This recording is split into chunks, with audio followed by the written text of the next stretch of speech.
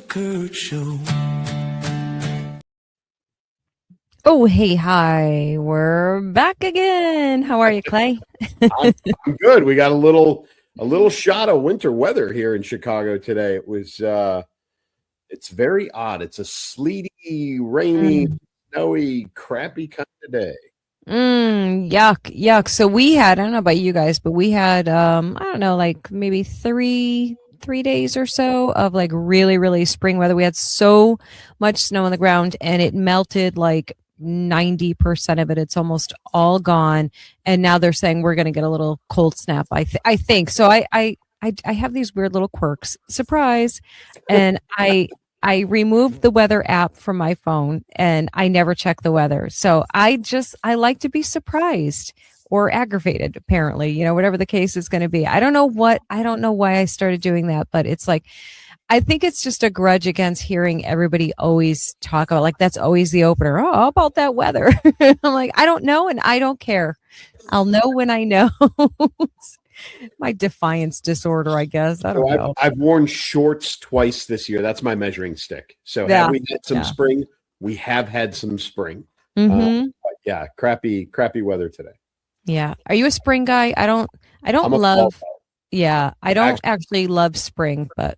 Yeah, sweatshirt and shorts is the perfect weather for me. I would live like that forever. Yeah. Listen, folks, we're like sitting here babbling, but we got stuff. We got stuff to talk about. We got some. Me too.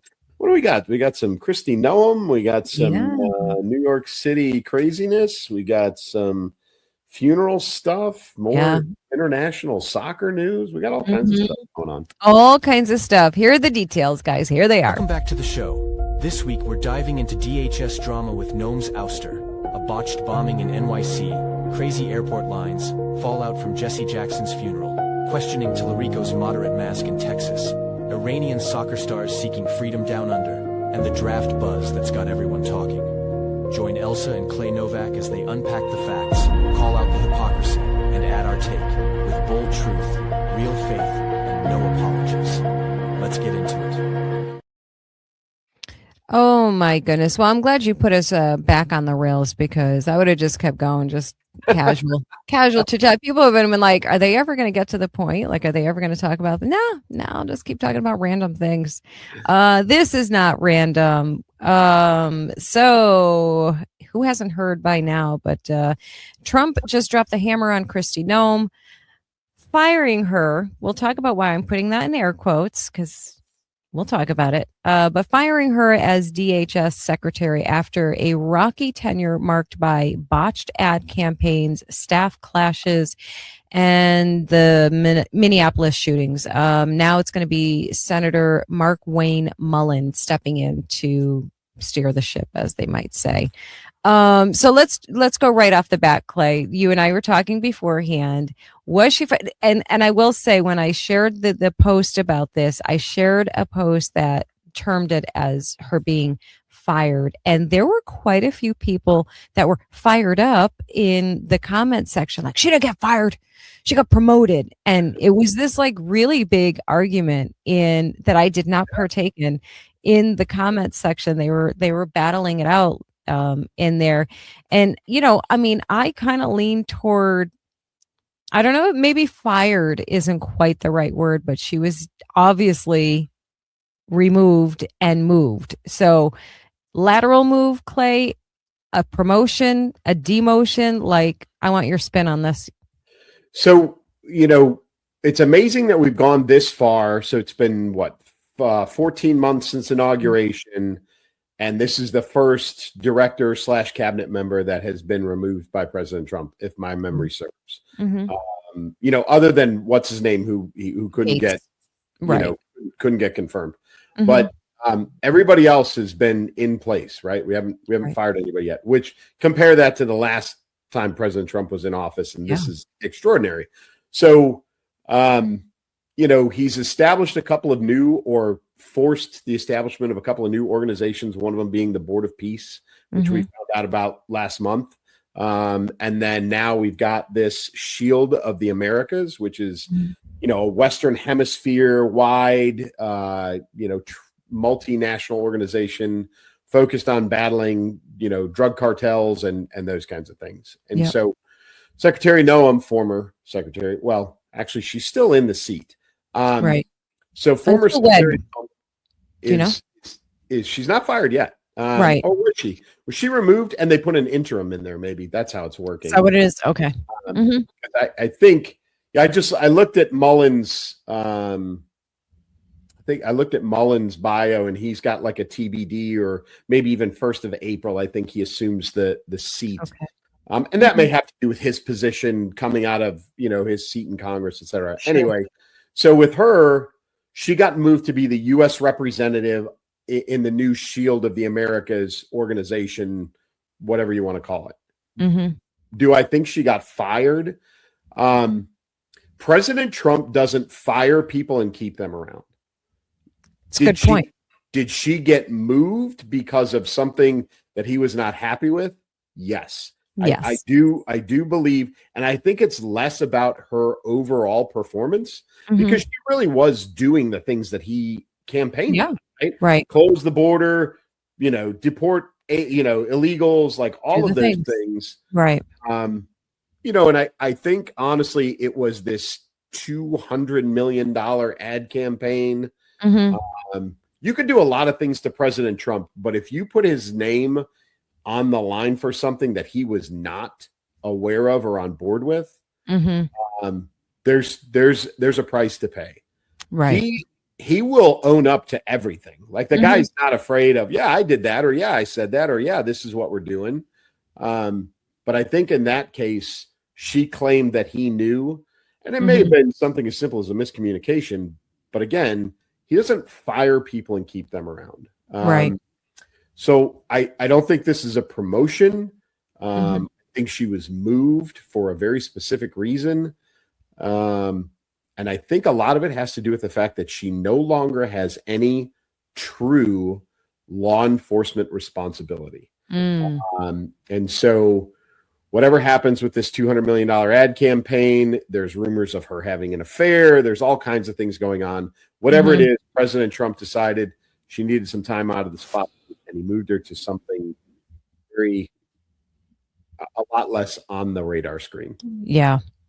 Yeah. She, I think if you want to simplify it, I think it's a matter of she was more of the story. She personally was becoming the story rather than the work and the job and the successes. So when the spotlight gets put on the person more than what they're accomplishing, like there's a problem. There's a problem. I personally have had nothing against her whatsoever. I know the big superficial criticism is always about her appearance, with the hair and the nails and the, lashes and all of the things and the makeup and the photo ops and all that stuff. I never had any problem with any of that, to be honest with you. I didn't really care as long as she was doing her job. But, she was becoming too much of a, too much of a main attraction in all the wrong ways. So it feels like kind of a no-brainer, but I just thought it was really funny how mad people were getting. Like, y'all gotta, how about we do this crazy thing called calm down?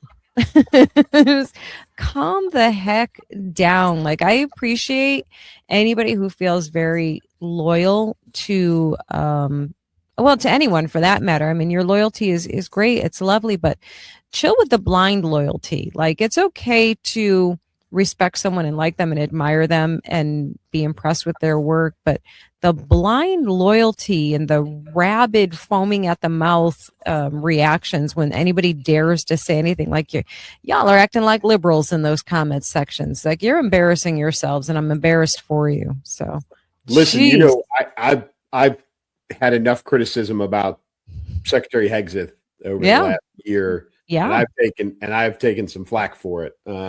Big time. I get it. I mean, I don't like it, but it's not inconsistent, truthfully, even with our audience. We love you guys, but let's be a little more, unless you're a personal friend of Kristi Noem, and you've known her and you can vouch for her as a human being more than what you've just seen on television, then, I think we all need to stay objective, because that's what the country deserves. Yes. Is that we're doing the right thing for the country. And so Markwayne Mullin, soon to be former junior representative from the great state of Oklahoma, has been named to take her place. Yep. Former MMA guy. Yeah. Interesting. He is the only member of Congress who does not have a bachelor's degree. Interesting. Yep. Okay. He's also the first Native American elected. I had no idea. Yeah. And not to stereotype folks, but if you look at him, the last thing that you would believe, he has zero physical traits of a Native American. And I'm not claiming he's not. This is not a right Elizabeth Warren kind of a thing. But unless you knew that, unless for whatever reason you knew that, sure, you'd never guess that. No. But he's a successful business guy. He's a tool belt guy. He runs a plumbing business and a couple of other things, some landscaping, excavating, I think. And so he does very well for himself and a self-made guy. But you're right. He was an MMA fighter. And he has brought that to the floor of Congress on more than one occasion. We talked about that when that happened. Yes, he did. Yep. And, he's challenged people to throw hands right there in, and again, this is one of those discussions about decorum. It'll be an interesting, the thing I'm most interested in is his relationship with Tom Homan is going to be because it could be like two peas in a pod, or it could be like, two guys who are too much alike. Yeah. That will, the too much type A in one room in one place is not always a good thing. So it'll be interesting to see how that plays out. Yeah. I would say, surface value. I find him likable. From what I've seen of him, I would call the potential brawl there. I'll call that a yellow flag. I don't think I'd go so far necessarily just to say red flag, but I'll go yellow flag on that. Like, I kind of feel like, okay, you know what? We all get heated sometimes. We all have a moment. This guy, should that have happened? No, of course not. Is it manly? I mean, yeah, it is. So, what are you going to say? I like the things that he seems to be standing for, and it's all the things that we appreciate. He's a family first guy. I think he's got a gaggle of kids. I think there's like half a dozen of them, some adopted, some biological. He's very, he's like your blue collar guy. And I think that's, he's got that great, approachable, likable to me personality. So can he do the job? I like to think that President Trump would not have put him there if he didn't think he could. I mean, that's kind of the given, right? Yeah. So I'm willing to give him a chance, see what he does. Yeah. Well, I mean, that's all we can do at this point. My concern, and people will say the same about Kristi Noem, except for the fact that she was a governor, right? So governing and having a law enforcement, or law enforcement supervisory responsibility as the governor, right? And having some judicial authority, even as a governor, right? Right. He has not had any kind of that background that I am aware of. I haven't heard anything. Yeah. Right. So when you put somebody in charge of multiple law enforcement agencies and they have no law enforcement experience, that to me is a concern. Now, would I prefer a lawyer in there? Would I prefer somebody from the old FBI who I would immediately believe to be suspect? No, I wouldn't want any of those people. But I think he's a fire breather. I think he's like you said, President Trump likes him. He's got that personality. And I think that's why he got selected for this job. And it will, like you said, we'll just have to wait and see. Yeah, it'll be interesting. We like to hear what you guys have to say in the comment section too. You think it's a good move, good move, bad move, indifferent move? Are you mad that Kristi Noem is out of that position? You glad for it? I'm genuinely curious about the overall reactions to it, because they seem to be really all across the board I do know, it's split. I mean, I do hear a lot more of the pundits on the right saying it was it seems to be a good move because it was like kind of watching a slow moving train wreck potentially happening there with her in that position. So, maybe he saw the writing on the wall, he being President Trump, and just said, you know what, we're gonna nip this in the bud right here before things go off the rails. And so we'll see. Yeah, my only last concern is that President Trump, when he does this, and you can say the same thing about Kristi Noem, like he plucked her out of the governor's office, right, which required South Dakota to elect a new governor, right? And you're always assuming in places, certain places in the United States that you're going to get a like candidate replacement, right? Right. So him plucking him out of a very narrow majority in Congress, in the House right now, causes a little bit of concern for me. So I understand that, Oklahoma is probably a place, and his district is probably a place where we're going to get another conservative Republican to get reelected or elected in a special election to fill his seat. But there's never that guarantee. And that is, when you pull a sitting elected official to do that, you're risking, right, a result behind them, a second and third order effect that, may or may not turn out to be in your favor. So that is a concern as well. But again, we'll have to wait and see how that turns out. Yeah. Yeah. That could be scary potentially. Yeah. But well, we'll keep an eye on it for sure. As always, what do we got up next to talk about? How about this guy? Right? My goodness, guys, I should say. Two of them. These guys, it's not even so much that I'm shaking my head up. Like, this is nothing less than what we're expecting to see. It's once again, guys, you guessed it before I could even say it. It's the damn media, man. CNN.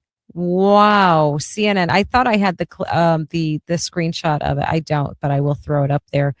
So CNN stepped in it, of course. It probably helps if I tell you what the heck we're talking about, right, guys? I always forget there's people listening and not watching. Hang on. Backtrack, reverse, rewind. Here we go. Shifting to the streets of New York, where two Pennsylvania punks, Emir, I'm not even going to bother with their names, not just because I can't pronounce one of them, but because they don't even deserve to be named. Anyhow, they tried an ISIS-inspired bombing at a protest near Mayor Zoran Mamdani's home. Devices were thrown, but thankfully they fizzled with no major injuries. So obviously you got all the factors here, the radicalization of the young people here, running just basically unchecked. And then you have the media distorting and lying, blatantly, flat out lying about what happened, or trying to shift the image of what happened or who this happened to. They painted it as they were throwing this that Mamdani was the potential victim here, and that's not the case at all. Go ahead, Clay. Tell him the truth. Give him the truth. Yeah. So these two individuals, I personally got a little bit of Jesse Smollett out of this, and I'll tell you why. So these two young men who are both from the outskirts of Philadelphia.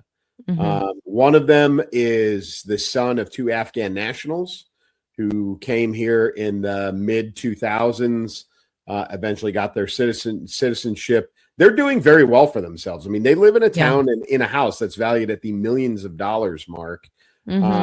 So they're contributing to America, right? This is not, this is not Minneapolis, right? This is not Somalis fraudulently taking money.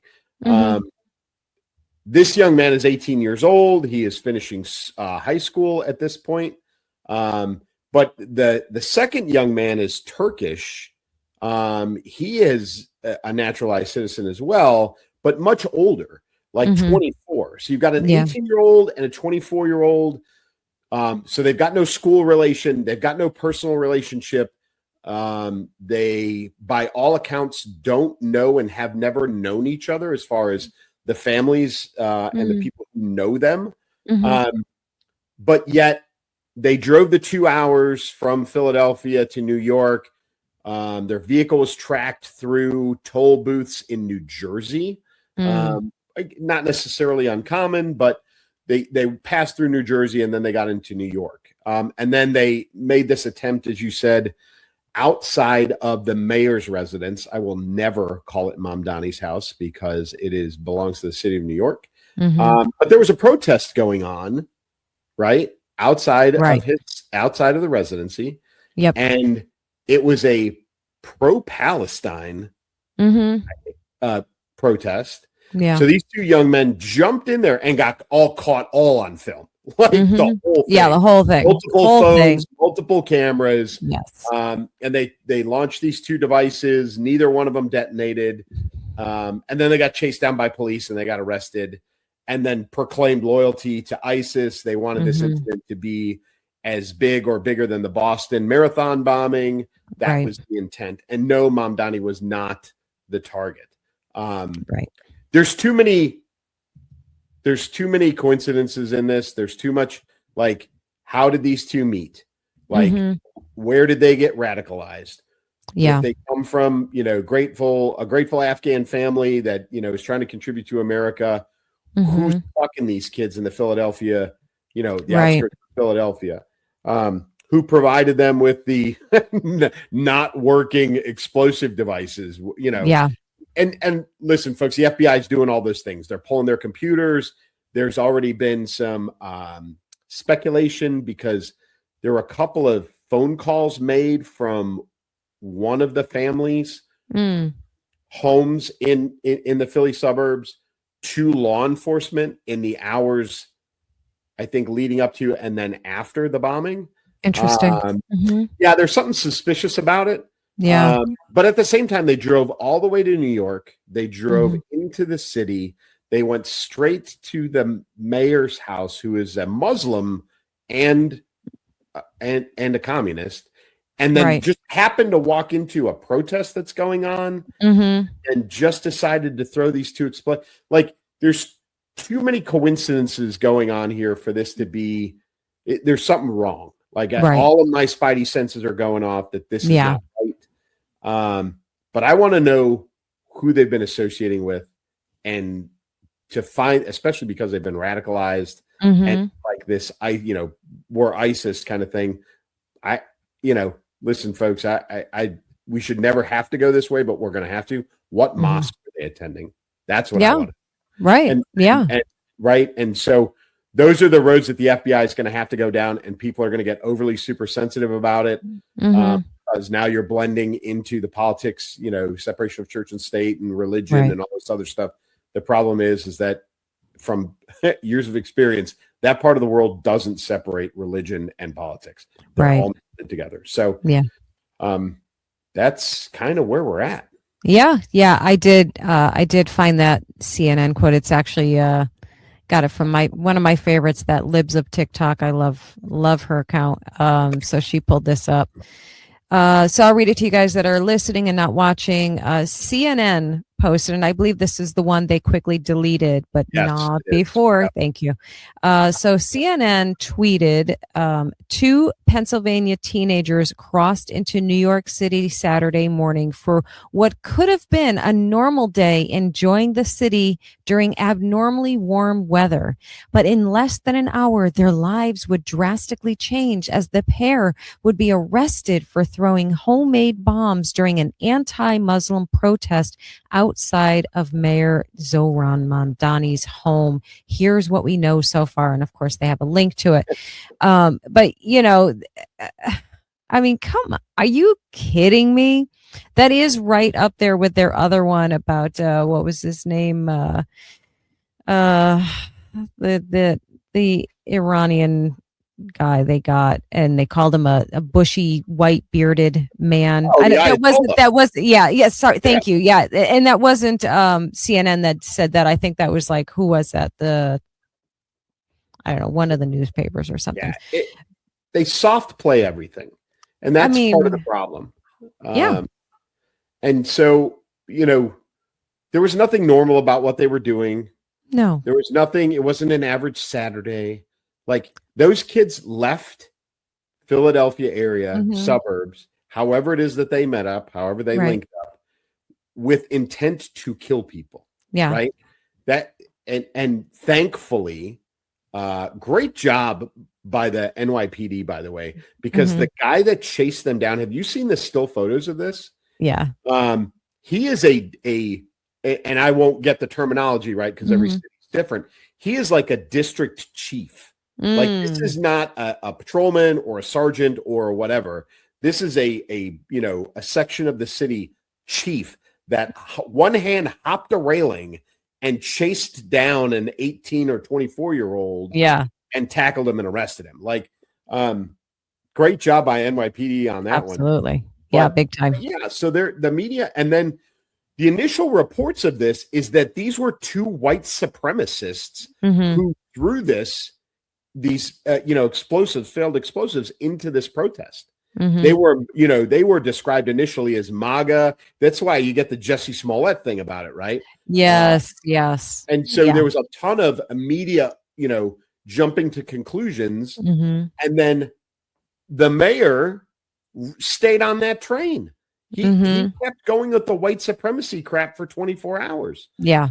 It's unbelievable. They just need to do it long enough that enough of their useful idiots get that ingrained in their head and run with it. Like, then they'll get around. It's the same thing like any newspaper when they have to do a retraction. The mistake or false information is headline news. The retraction is like on the last page in tiny print, when it's way too late for anyone to notice or care. Like, it's already been implanted in people's brains that, the first version is the truth. And, I mean, again, I'm a broken record with it, but we are all so sick and tired of that type of BS from these people. And I'm so sick and tired of there being no real accountability for this.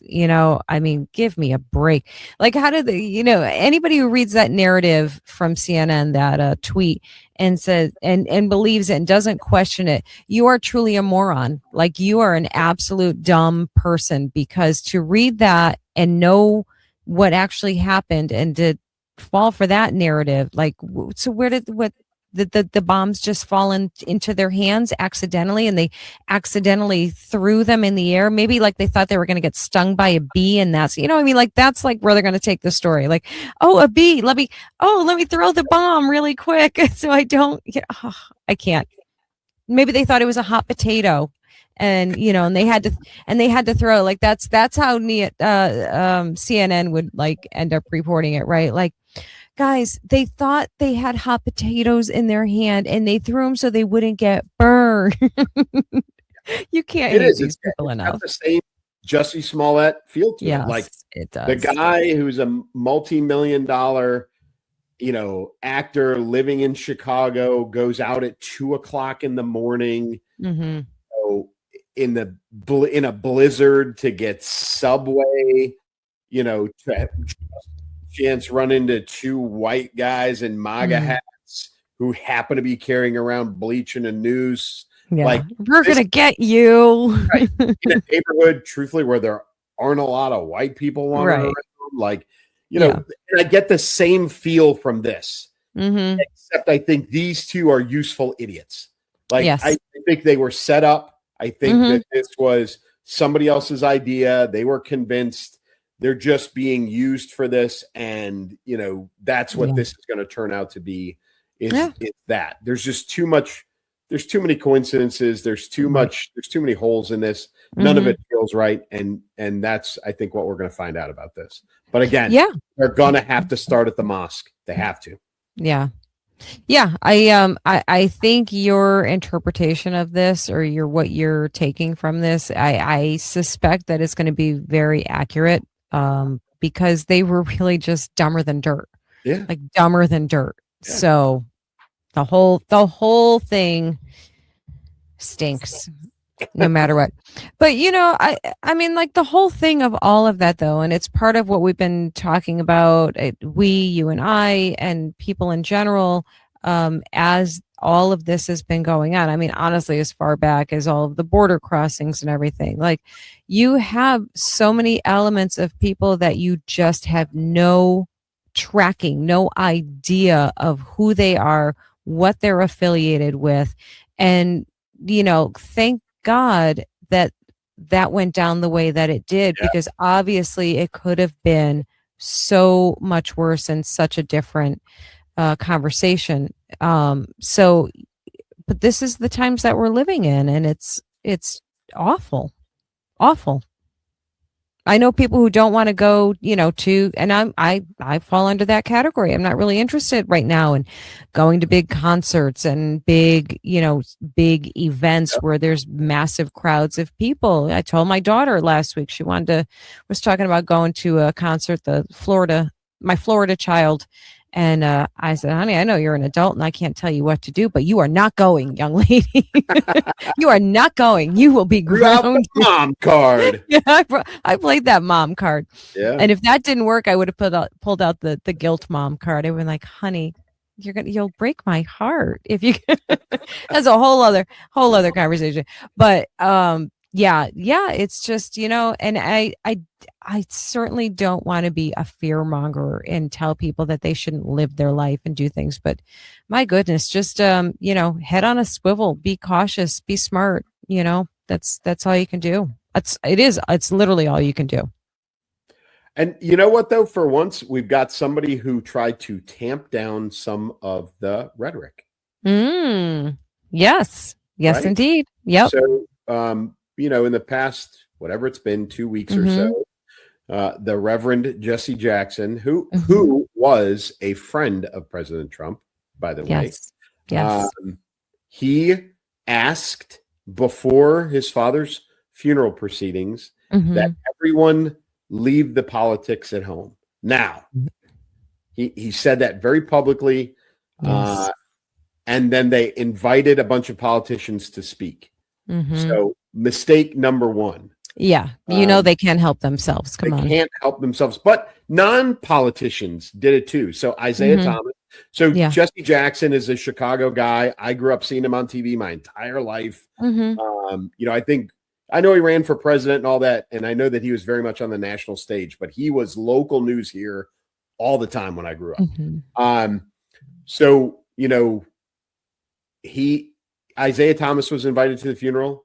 He was also a Chicago guy, right? I went to grammar school and high school with his nieces and nephews. Like I met Isaiah Thomas when I was a kid, and he was a jerk. He was a jerk back then, and he lost the city of Chicago when he played for Detroit against Michael Jordan and tried to kill him back in the days when the NBA was worth watching.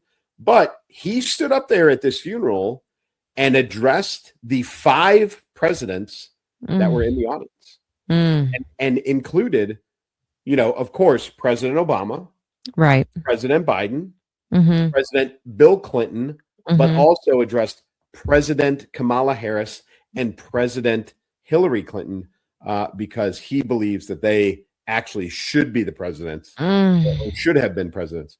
So he even non-politicians made political statements about all of this. But you had President Obama, President Biden, Kamala Harris, all got up there, all made very politically charged statements, even at, against the request of, the deceased's family. Yeah.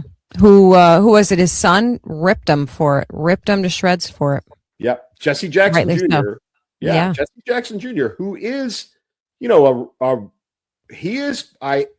part of the American success story in the sense that he's a reformed criminal. Like he was a felon. Like that dude spent time in jail for like big boy crimes. But he's out. He's and for this, he asked for no politics. And then when they violated that, those specific 3 politicians, he came out the next day and he let them have it.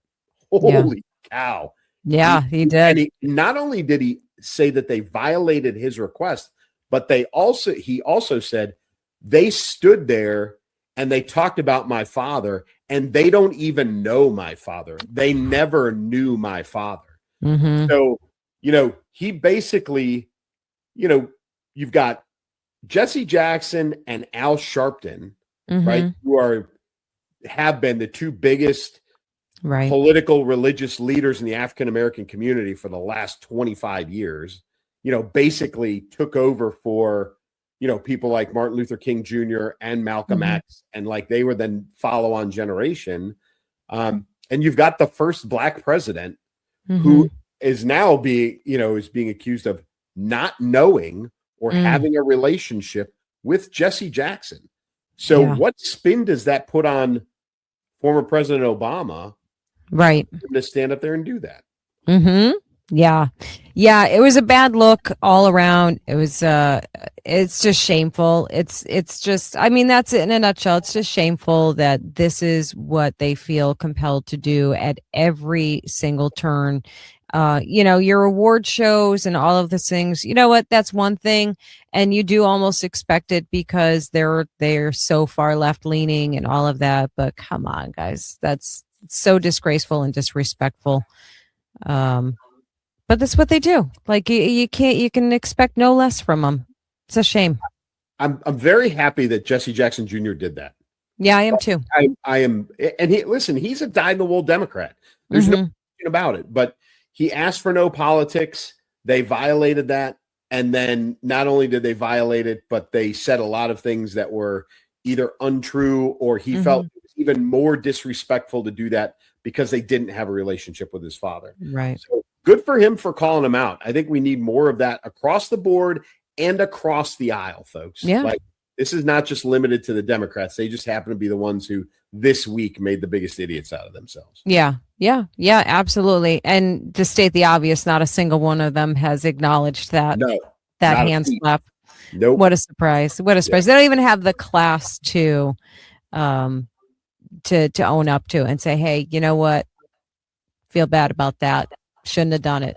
They can't do that. God forbid if they actually take any kind of accountability, even for something as comparatively small as everything else. But and did you know what President Biden said? No, what did he say? That and it's right in his wheelhouse of stupid. Yeah. He talked about bullying and how he was bullied as a kid because of his stutter and all of and then like went into this whole just because somebody has a stutter doesn't mean they're stupid. I'm not stupid. In fact, I'm smarter than probably everybody here.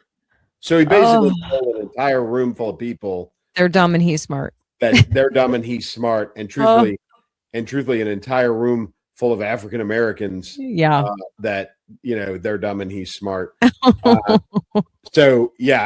again, we all know like the Democratic Party and his wife need to put him away. They do. It's like stop dragging him out of the crypt every chance you get and throwing him up there to just make him stop. Make it stop. Yeah. And I'll tell you what, Bill's getting right up there too. Like it's time to put him away. It's time to put him somewhere safe there because he's he's stumbling and bumbling all over the place. And yes, we talked about his testimony last week, but yes, we did. A new clip this week.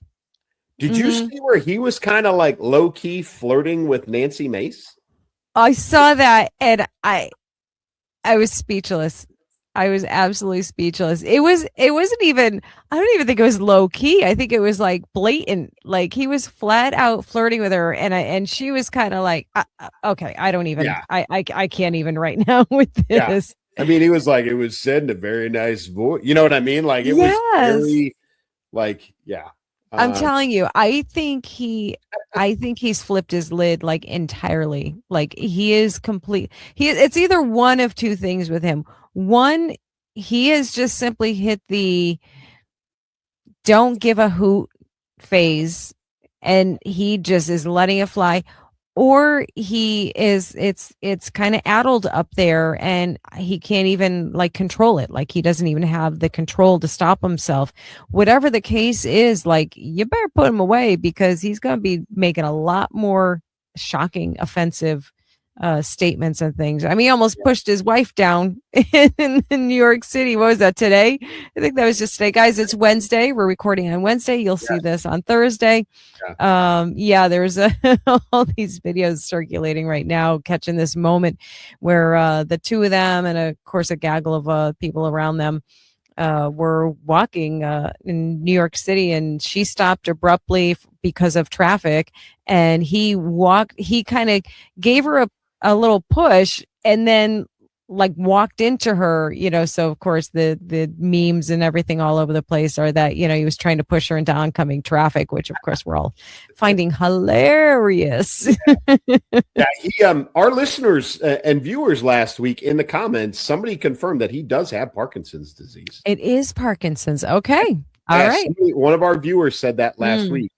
So when we were, during that segment of the show, we were talking about his testimony. So, with the Parkinson's, there is going to be obviously the physical decline. I think you're right. I think there's probably, signs of a mental decline of some sort.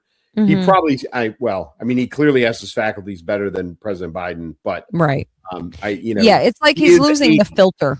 The filter is starting to disappear. He's 80 and it's going downhill, and it's probably going to be pretty rapid. So I think so. He's got that shuffling gait. Not as bad as Biden, but you can see it. And of course, the hand tremors. All the things that Joe. Oh, sleepy, creepy Joe. Oh, that guy.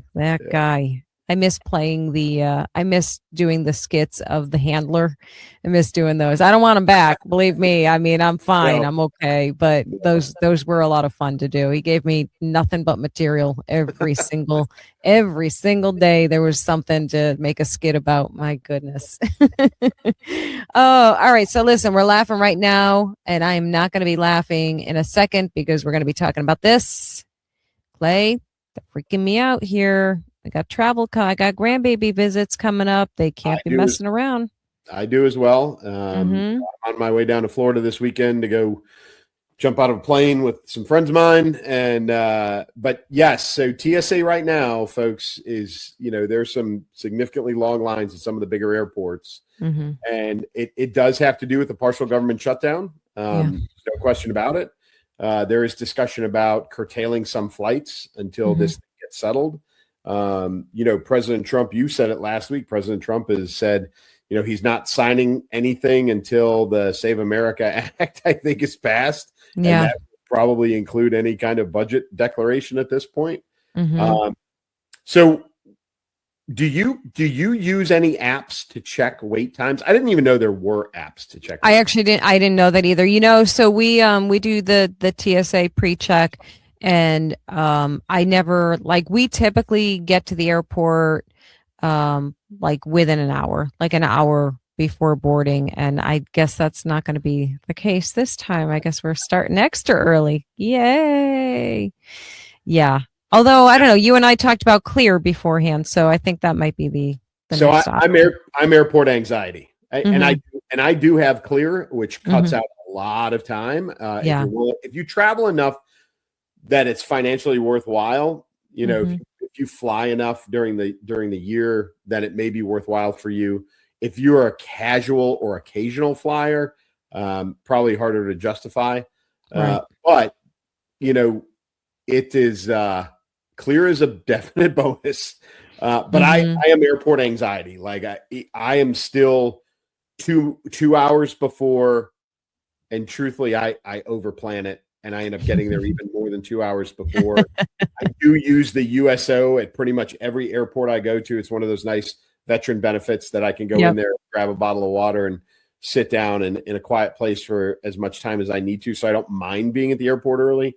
But this, folks, is turning into I think Houston was one of the big ones. I think.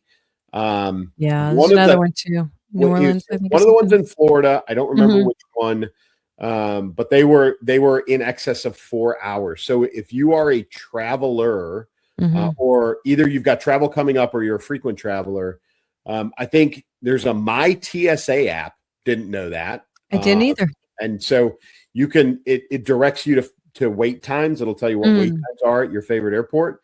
It also has a lot of stuff on. I was messing around with it today where it's like, reminders of you can bring this, you can't bring that. This can go Oh, in your yeah.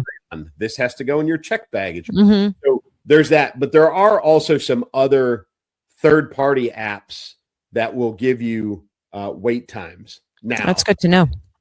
you can always go directly to the social media of the airports that you were flying in and out of. Yeah, true. So when I saw this on whatever it was Tuesday morning, they were talking about Houston and whatever the airport was in Florida, and they were talking wait times of 3 and 4 hours and people being all the way out in the parking garage waiting to get into TSA lines. I was like, oh crap, I'm flying this weekend. So I went to my airport and I checked their social media and it was like 29 minutes. I was okay. Good. So your airports will have in their social media feeds or on their websites, they will have the current TSA wait times. Oh, that's good to know. Some of them will even give you trending times. Yeah. So like this time of day, it's worse on these days. So check all that stuff out before you go to the airport, folks. So you're not surprised. And right now, until they figure this out with government funding, I don't foresee any change to this anytime soon. Yeah. Listen, as far as you can keep me stuck in Florida, but do not keep me stuck here at home. Like, I will stay in Florida as long as you need me to. It's all good. I will stay there. That's fine. Oh, sorry, can't go home. Line's too long. Whoops, my bad. Oh, so yeah. I mean, all the laughing and joking around about this aside, it is actually very serious when you think about these, these TSA workers, these employees that are working without pay, they have families to feed and bills to pay, all of the things, and they're not getting paid. And, for the most part, they're still showing up. And obviously, you got ones that are not, they're calling in sick and all of those things. But you can't do this to people. We've had 2 incidences in the last week where flights have had to be diverted. Yes. Because of on-airline, in-air incidences. But listen, folks, if I could tell you nothing else, I would tell you this. Go to the airport. If you're like me and you have airport anxiety, go extra early. Yeah. Be kind to the TSA folks. It's not their fault. I know that we all, you want to get mad at them because you think they're being inefficient or you think there's too many of them standing around or whatever. Keep in mind that those folks are there. There's a lot of their coworkers that are not there. And those folks may be on a double shift. They may be on an extended shift. They may have been there for 11 and a half hours already. I know you don't care, you, the general you, because you're going to wherever and you need to get there. But don't take it out on TSA, folks. It's not their fault. They're caught in the middle of it. They're doing the best they can. Yep. Be kind. Thank them. Yeah. For sure. And if they don't say you're welcome, whatever, don't worry about it. Just keep going. Okay. Just keep going. Yep. Do the right thing. Do the right thing. Dang it. Oh my goodness. Oh gosh. Let's talk about this guy. You do this slow clap that Crockett is out. Obviously, and that's great, but what is she getting replaced with? This guy, really? This and you called it beforehand that the whole moderate thing, it's a mirage. Like, anybody paying attention, and please pay attention, he's not a moderate. Like, this is just I don't know, I want to say a Trojan horse, but yeah, I guess that's probably about right. Yeah, it's accurate to say. Sure. That is right. That's really what he's trying to do. So James Talarico has folks buzzing. Of course, he is the moderate messiah, or is he just another progressive in preacher's clothing? Yeah. That's all he is. This guy is calling God non-binary. So right there, like, I could, for me personally, I could just stop right there and go, okay, that's all I need to hear. That's all I need to hear. Okay. To know exactly what this guy is all about. He's trying to pass himself off as this moderate guy, and he really is just nothing more than your typical average run-of-the-mill progressive, and that's all going to come out. So I can't imagine I guess I can't imagine. I take it back that Texas would be like snowed by this guy, but I don't know, Clay. It still makes you nervous. Yeah, I mean, he's in the district that put Crockett in there. So, I mean, Yeah. is it possible? Sure, it's possible. Like you said, it's there's a creepiness to him, and it is that liberal, that way left liberal, not Yes. moderate. Again, that's the label he has put on himself. But he's not moderate. When he says things like God is non-binary. Now, listen, there's a discussion to be had, the he in the Bible, there was always the movement of God as a woman, right? And you could always go down the road of asexual versus non-binary, right? God is not a gender. Regardless, the fact that he used the non-binary label, right? The fact that he has said there are 6 genders, biological, right? 6 biological genders. The fact that he is a huge supporter of trans kids, right? And the mutilation surgery and everything that comes along with that. Like there's nothing moderate about him. He's using the moderate label to soften his image, which, oh, by the way, they did a great segment on him on Gutfeld last night. After we chose this topic, funny enough. And in that, he is focus group to death. Like everything that this guy says has been run through a focus group. Every answer that he pulls out of his pocket has been run through a focus group. Yeah. He will tell you anything you want to hear. That's how he's going to get himself elected. Right. Blatant, flat out lie, tell you what you want to hear just to get into office. Yeah. And that's why he's using the moderate label on himself, is to soften the edges so that he does get elected. Yeah, all I can hope for them is that the actual Christians, Democrat Christians, are paying attention, and that he offends the heck out of them. Yes. That that's all I can hope for with that their Christianity, if they read their Bible, that they take one look at this guy and they use some discernment and say, absolutely not. But we will see. We will see. I certainly wouldn't hold my breath on it based on everything else we've seen thus far from that camp, But shame on you if you fall for this and you think this is a good idea. Gross. And yes, you mentioned the word creepy. You just take a look at a picture of this guy. So creepy. He's like, he looks like the Children of the Corn. Yes, absolutely. Yeah, it's like they made this like caricature of a stereotype and just cut him out of cardboard and animated him and put him up there and said, this is the guy right here. Oh, yeah, it's bad. Listen, I don't think there's ever going to be a time where we'll be wishing for Jasmine Crockett back, but only for entertainment value. That's it. Yeah. Yes. The entertainment value was definitely a lot better with her. Yeah. Oh my goodness. So again, another one to keep watching. I'm sure we'll be talking about this more in upcoming weeks and more. So we'll see. Let's talk about one of your favorite topics. I feel like you're sticking that topic in all the time now. This is as political as it gets. But every time I have to clarify, we're speaking to an American audience. We use the term soccer, so I don't get yelled at by people who refer to it as football, even though I am a football/soccer guy. Okay. So for those of you that have been paying attention, there was a tournament, a women's national team tournament played in Australia over the last couple of weeks, and the Iranian national women's team was there, and they were offered asylum. Initially, there was no reaction from the Australian Prime Minister until President Trump got involved and tweeted some stuff on X.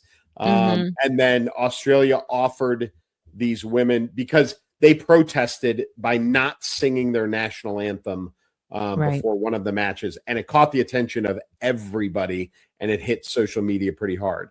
So there's expectations that there is going to be some punishment, put upon them once they return home. And they were scared. They were scared for their own safety, a number of them.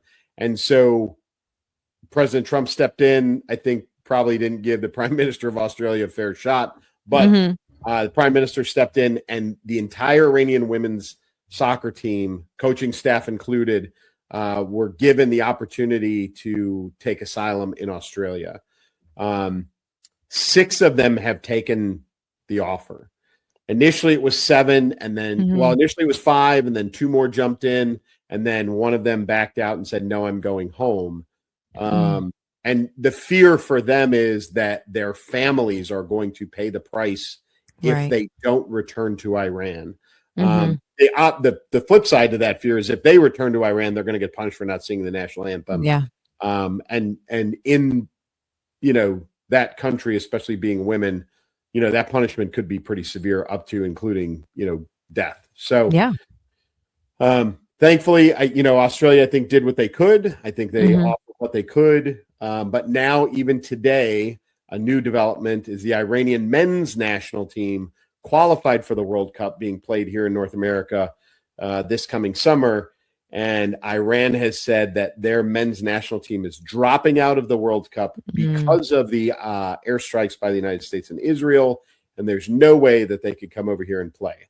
Personally, I believe that if they let the Iranian men's team come over here, they're going to have the same result. And there's going to be a number of them that will seek asylum, defect, stay in the United States, etc. And obviously Iran doesn't want that. So they're going to stop that from happening by not even putting them on a plane. But some team out there, and I don't know how FIFA is going to figure this out, but some team out there just got a free bid to the World Cup that they were not expecting. Oh, right. Yeah, that's right. Oh, my goodness. Yep. Yeah. So. Well, I feel like the obvious is to praise these women for their courage, because this is that's huge for all the reasons that you said, for their own safety, and then, for their families' safety.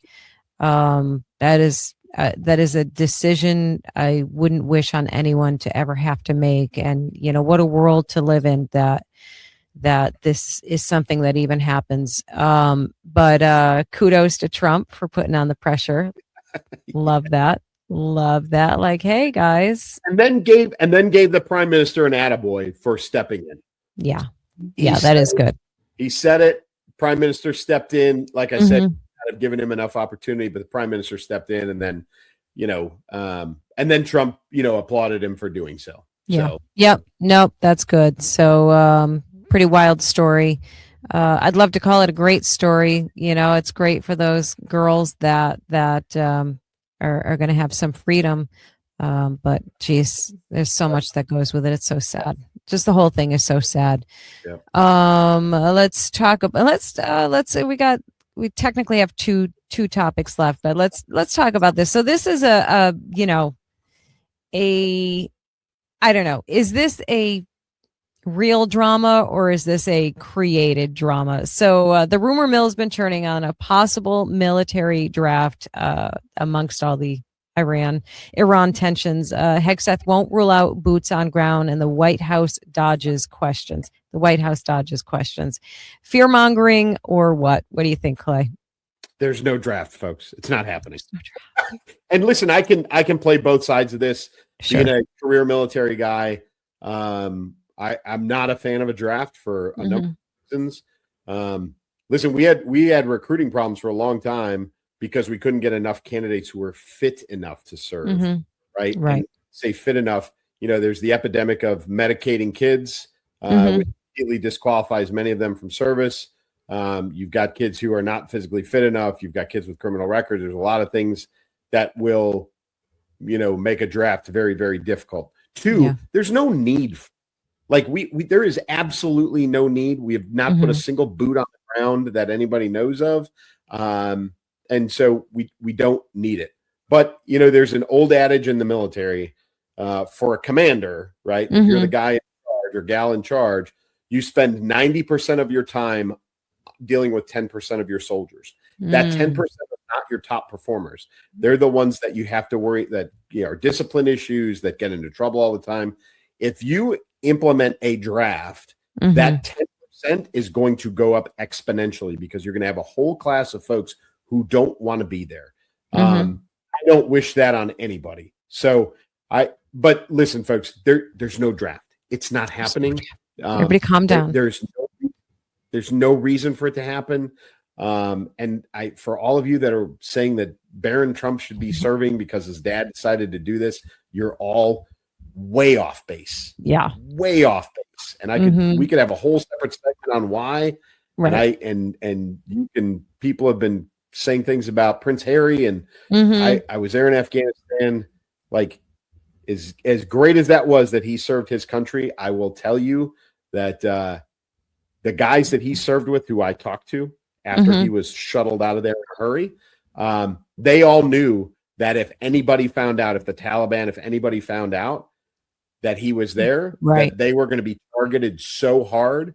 They were more worried about their own safety being close to him if the enemy knew he was around. Yeah, Barron rightly so. Same thing. Trump is 6'9". 6'9". You can't miss that kid. You cannot hide him. He is a giant, literal giant. So there's no hiding. Says he should be on the front lines fighting because his dad wants to do this.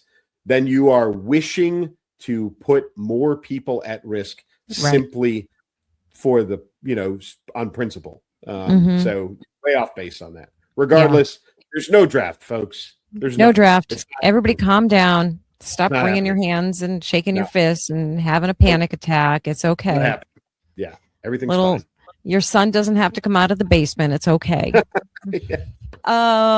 All right, guys, we got one last topic for you, and guess what it is? It's the comment section. So I love this. So I came in with one comment, and it's a good one. It's a nice one. And I was like, I guess that'll be the only one we'll go with. Clay, does that sound good?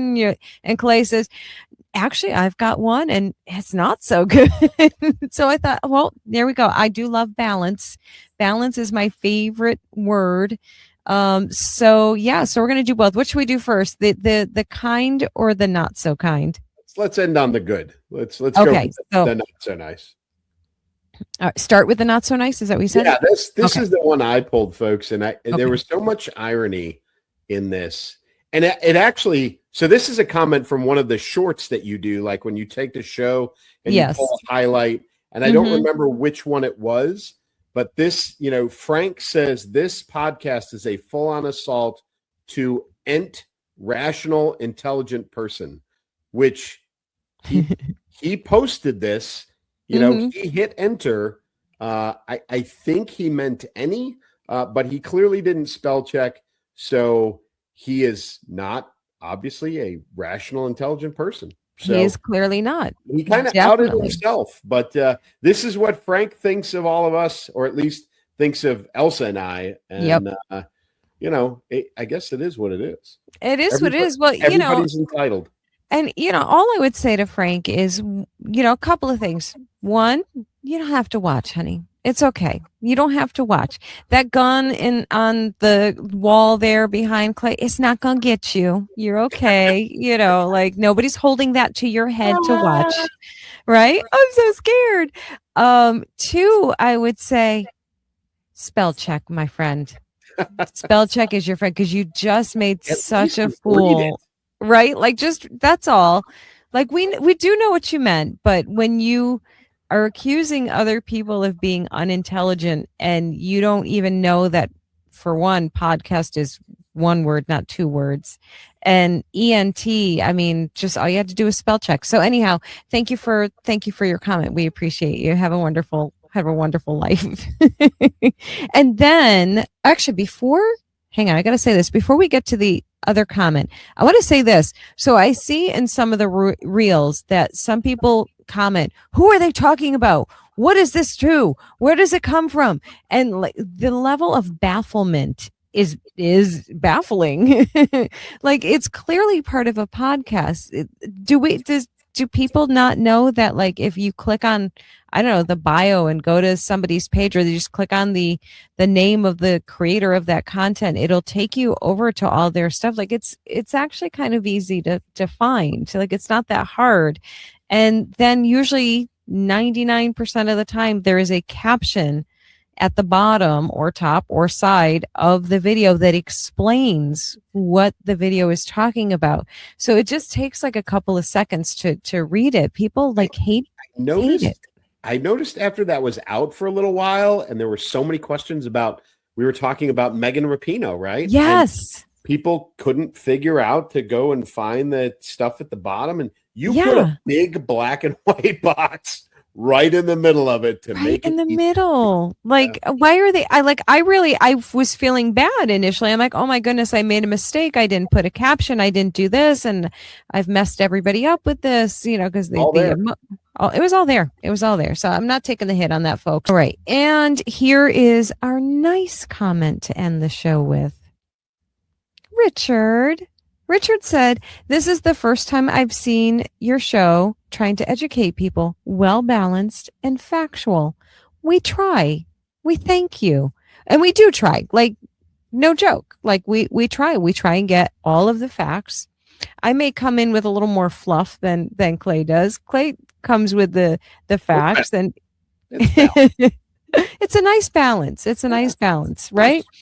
But that was so sweet to see. And we do, you know, I tell you, and I'm guilty of doing this quite a bit on my own personal stuff, of, you know, screenshotting the not so nice comments and then making a response video to them, you know, and usually it's just to make fun and just get a good chuckle out of it. But we really do see the kind comments, and we are so incredibly appreciative to you guys who watch and, you know, and support us and encourage us and just are just all around awesome people. And we sincerely thank you for that. So especially thanks for that comment. We appreciate it. Yeah, folks. I mean, that's it. That's where we're at. That's it. We love you guys, and we do appreciate everybody tuning in. You know, we do check the comments, obviously, both of us too. And, you know, we love interacting with you guys and jumping in. I actually enjoy it the most when our viewers and listeners, our viewers, or whoever, they interact with each other. Like, I enjoy watching that. That's a lot of fun too. Keep it civil, but yes, please enjoy, folks, you know, jumping in on a conversation amongst themselves, and just Elsa and I being the conversation starters. Yeah. I love that. It's so fun. It's such a blessing and an honor to be able to do that. So keep that stuff up, guys. We love it. Yeah. Clay, you want to close them out? Yeah, folks. Again, thanks for tuning in. Whether you're listening or watching or both, you know, put what you want in the comments section, and maybe we'll make you famous. But until next week, as always, for me, keep moving, keep shooting. Take care, guys. We'll see you next week. The headlines will change by tomorrow, but the patterns won't. Thanks for spending this time with us. We'll be back to keep asking the harder questions and telling the quieter truths. Until then, stay grounded, be discerning, and we'll see you next time.